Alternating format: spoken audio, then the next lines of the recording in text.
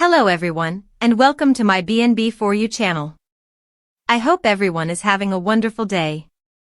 Before we begin, please hit the subscribe button and give this video a thumbs up. Hope runs to Liam and Steffi's Luna declaration.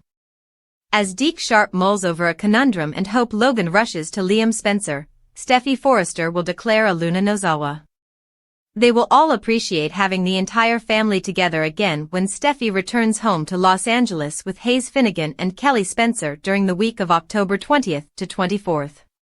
But in the end, Finn will have to give Steffi the worst surprise of all when he reveals that Luna is still alive and carrying Will Spencer's unborn child. Steffi will essentially announce that she will not allow Luna to use her kid as a way out of jail once she has received updates on all that has transpired. According to BNB spoilers, Poppy Nozawa will irritate Luna when she visits the prison. Additionally, Will and Katie Logan will be assured by Bill Spencer that they will have no trouble obtaining custody of the child when the time comes. Later on, Electra Forrester would come to a realization regarding Wood and Luna. Could Electra suddenly realize that she can't live with Will and Luna's eternal connection? Deacon Sharp will ultimately receive additional marriage counseling from Taylor Hayes when Sheila Sharp implores him to get back in touch with her. Deke will also wonder why Christian Weissman's character Remy Price is so uncomfortable with his name being mentioned at Forrester Creations. Deke will find it difficult to comprehend why Remy doesn't want to be addressed because it's obvious. Carter Walton will next be questioned about Hope by Daphne Rose. Carter will reassure her that they are attempting to move past the unpleasant situation and become friends. Is Daphne going to use that as an opportunity to kiss Carter again? Brooke Logan and Deacon will encourage Hope to return to Liam Spencer. It might result with Hope pitching Liam on a romantic reunion, which he will undoubtedly accept because he already offered it. Hope should have some meaningful remarks over the week of October 27th to 31st. Which may also pave the way for a more formal reunification with Liam. In the upcoming episodes, Liam may even be considering a marriage proposal. Sheila will attempt to persuade him that there is hope for their future together, but Deacon will also need to decide whether he can forgive her falsehoods. Remy can become enraged upon learning of Deke and Electra's developing friendship. Deke should soon learn that Remy made Electra's life a complete nightmare in the past, but he doesn't yet. According to teasers for The Bold and the Beautiful, if the truth is revealed, Remy and Deke's romance could be in danger, so pay attention. It was one of those deceptively calm Los Angeles mornings, where the city glittered beneath a bright blue sky, the waves lapped the Malibu shore like they were promising peace, and yet, under the surface, chaos was building. An emotional storm that would sweep through every Forrester, Logan, and Spencer before the week was over. At the heart of it all was a convergence of old love, new pain, and the twisted consequences of secrets long buried. As Deke Sharp sat alone at Il Giardino, his fingers nervously drumming against the table, he couldn't shake the unease that had been gnawing at him ever since Remy Price's name had been mentioned at Forrester Creations.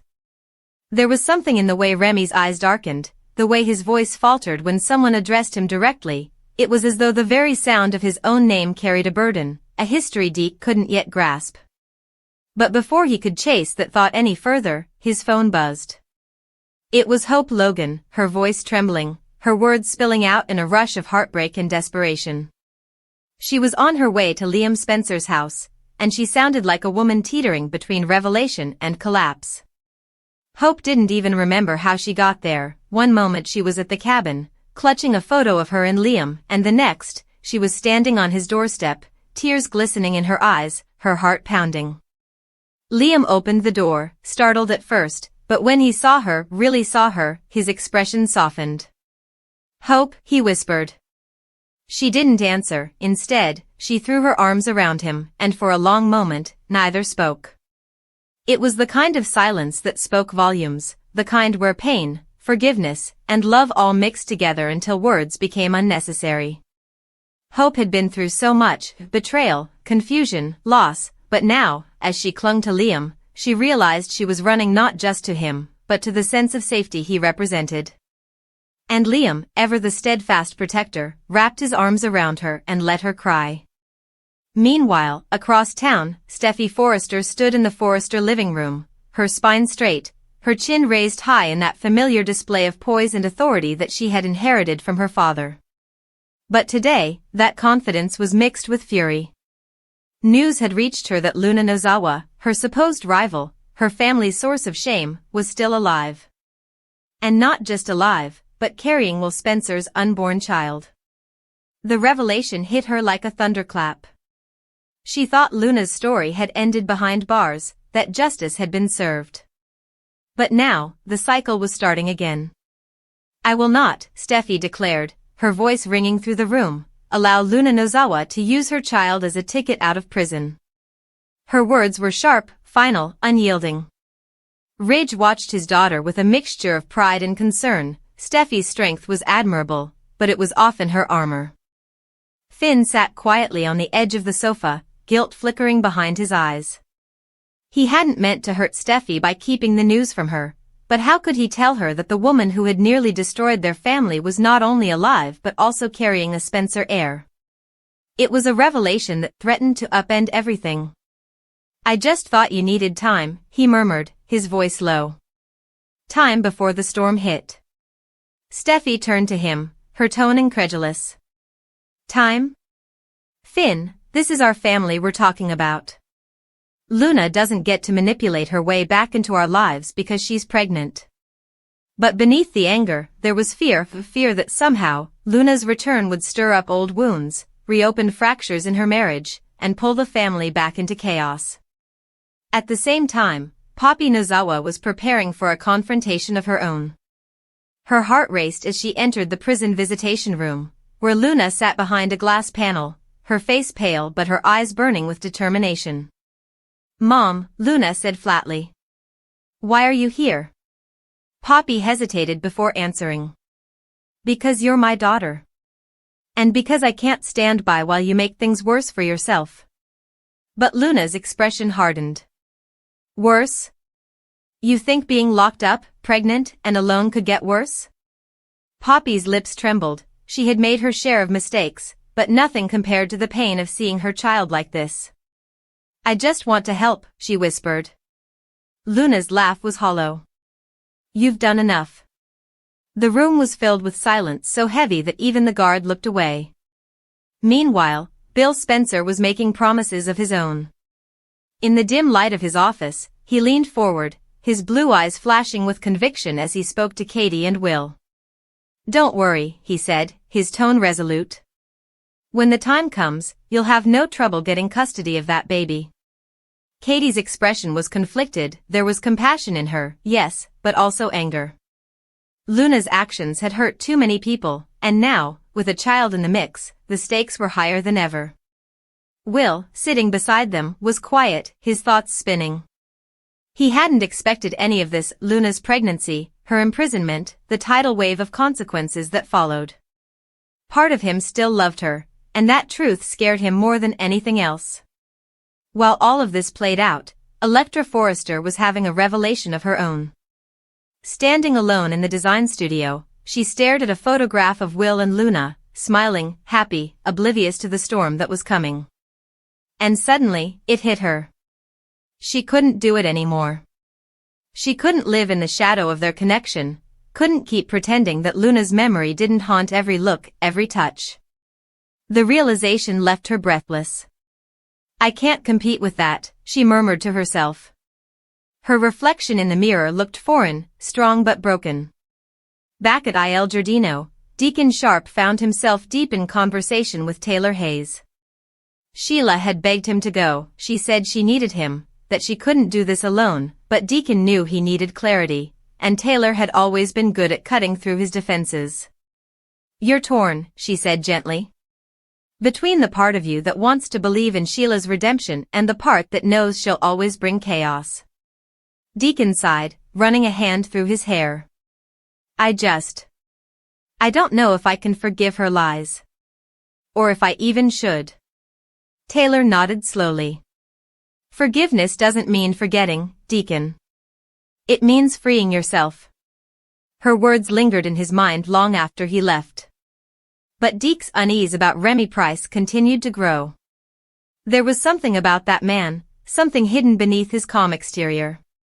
The more Deke asked around Forrester Creations, the more he sensed people tensing up at the mention of Remy's name. And when Electra began spending time with Deke, Remy's reaction was explosive. "Stay away from him," he snapped one afternoon, his usual composure slipping. Electra's eyes widened. "Why?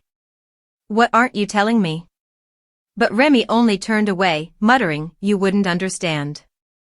That was the moment Deke knew Remy was hiding something. Something big. Later that evening, Carter Walton found himself facing an unexpected question from Daphne Rose.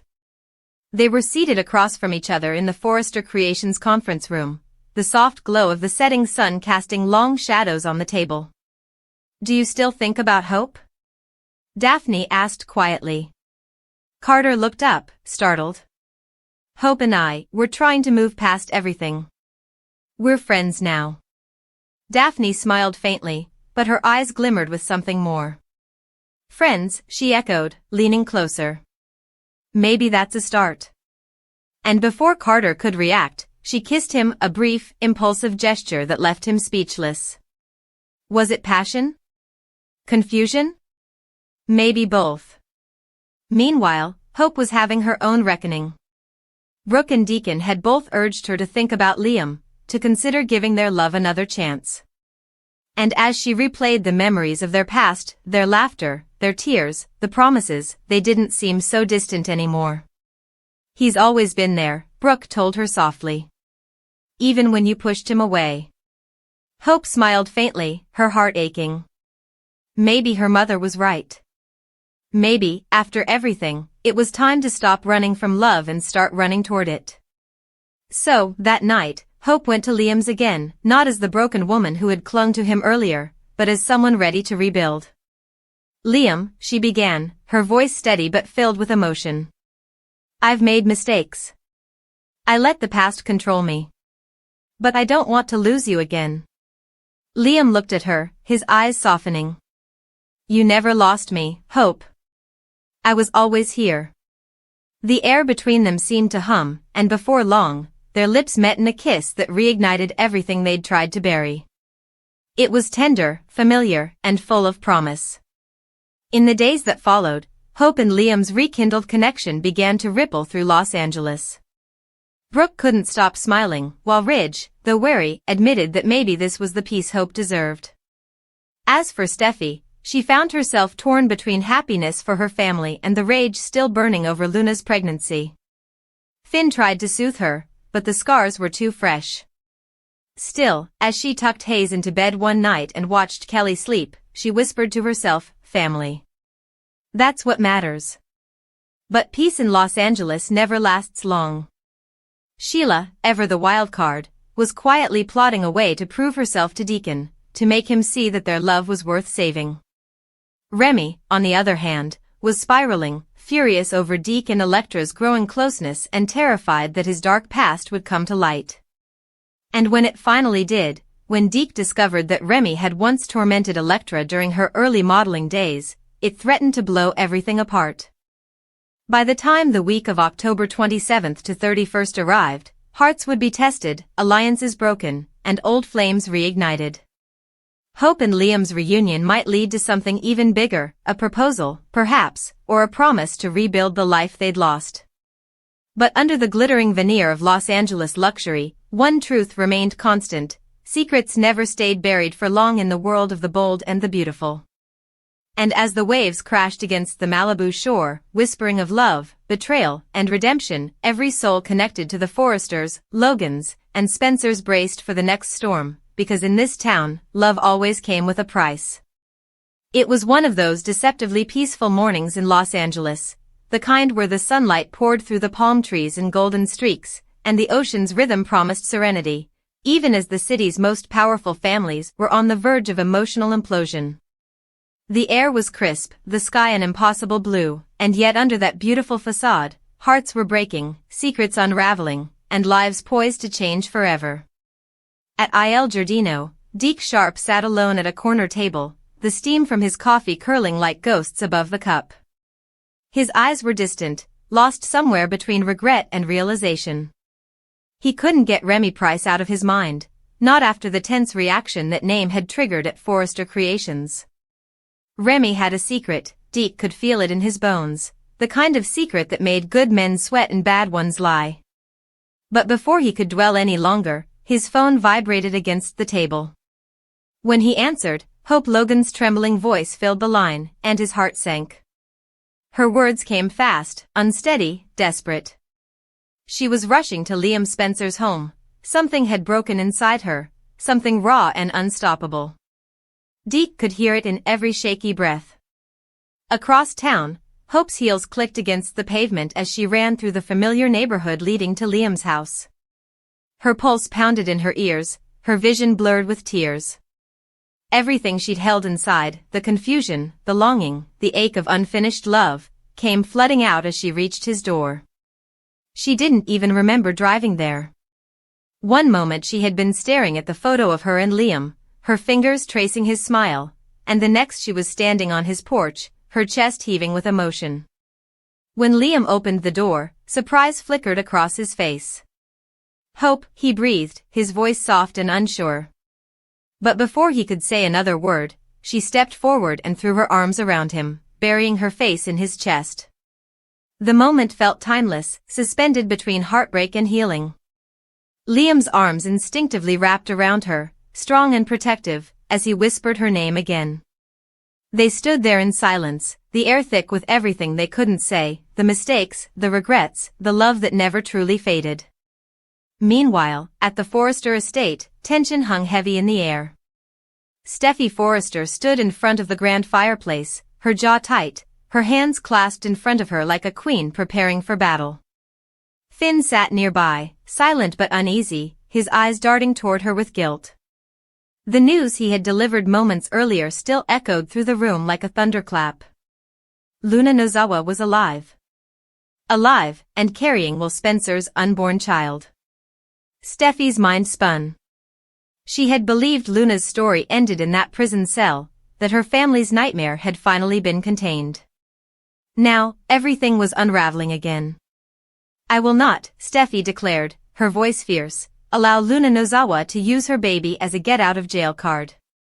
Ridge stood in the doorway, watching his daughter with a complicated expression, pride, concern, and the faint shadow of fear. Steffi was strong, yes, but her strength often came from pain, and Ridge knew too well that the Forrester women fought hardest when they were cornered. Finn's voice broke through her fury, quiet but heavy with remorse. I didn't want to keep this from you, Steffi. I just needed to find the right time. Her eyes flashed. The right time? To tell me that Luna is not only alive but pregnant with a Spencer?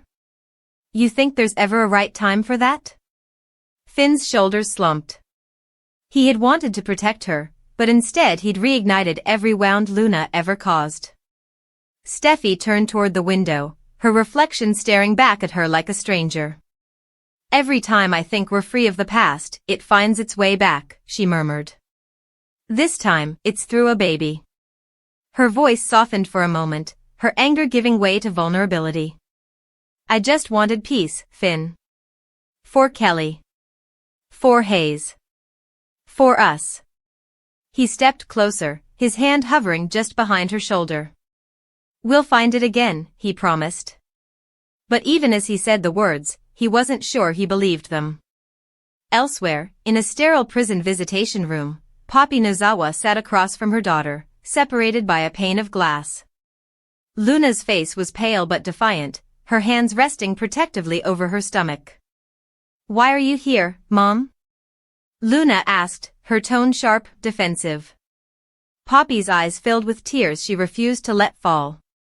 Because I can't watch you destroy yourself, she whispered. Luna gave a hollow laugh. Destroy myself? Look around, Mom. That's already done. Poppy pressed her hand against the glass, desperate for connection. You're my daughter, Luna. I made mistakes, so many, but please, don't let anger be the only thing left between us. Luna's jaw tightened, her eyes glistening. You only show up when I'm already broken. That's not love, Mom. That's guilt. The words cut deep, and Poppy sat back, her heart crumbling. The guard cleared his throat, signaling their time was nearly over, but neither woman moved. There was too much unsaid, too much damage to repair. At Spencer Publications, Bill Spencer paced his office, his voice commanding and resolute. Katie sat across from him, her arms folded, while Will looked on, conflicted. "We'll make sure that baby has a good home," Bill declared. "When the time comes, you'll have no trouble getting custody, Will." Katie sighed, rubbing her temples. "Bill, this isn't just about winning custody. There's a child involved. And Luna, Bill cut in, is a manipulator. She'll try to use that baby to get sympathy. I won't let that happen." Will said nothing. He couldn't. His thoughts were a storm, love, guilt, loss, all tangled together. Luna had made mistakes, yes, but she had also been the first woman who made him feel seen, understood. And now, despite everything, she was carrying his child. The thought both terrified and awed him.